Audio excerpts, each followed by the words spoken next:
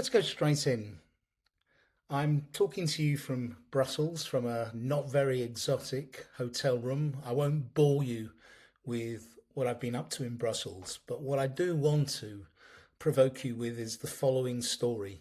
This week, Uber is back in the spotlight, not because of technology, not because of innovation, but because of culture. A sexual assault case in Arizona has gone to trial, one of thousands of similar claims the company is facing globally. And whilst, let's be clear, the facts of the case will be decided in court, the underlying question is actually not a legal one, it's a cultural one.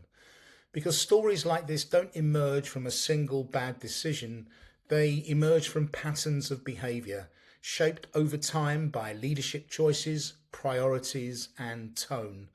And at the heart of this story is tone at the top. For years, Uber's leadership messaging, formally and informally, prioritised growth, scale, market dominance, and speed. These were the signals that mattered. That's what success looked like. Safety appeared in statements, growth appeared in decisions. And when words and actions diverge, people follow the actions. That's the first lesson here. Tone is not what leaders say, it's what people experience when trade-offs are actually made, when dilemmas are managed. Now let's talk about how that tone lands.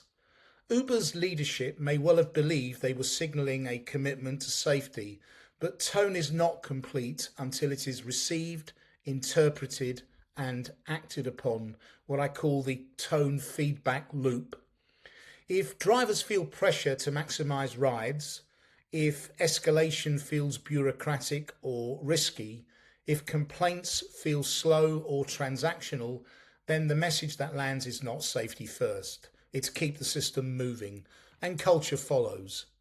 This is where opportunity management comes in. Uber has had multiple opportunities over the years to reset its culture.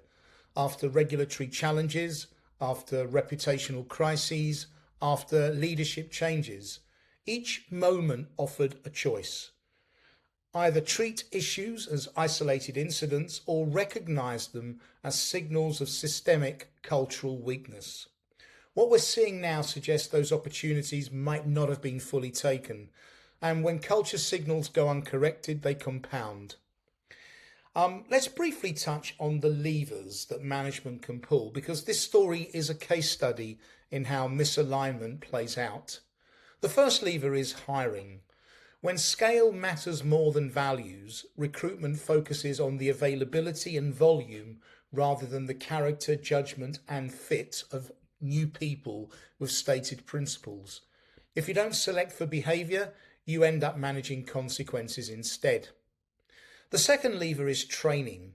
Training can teach rules and processes, but it cannot compensate for a culture where people don't feel empowered to stop, escalate, or challenge. So training without psychological safety is pure theatre.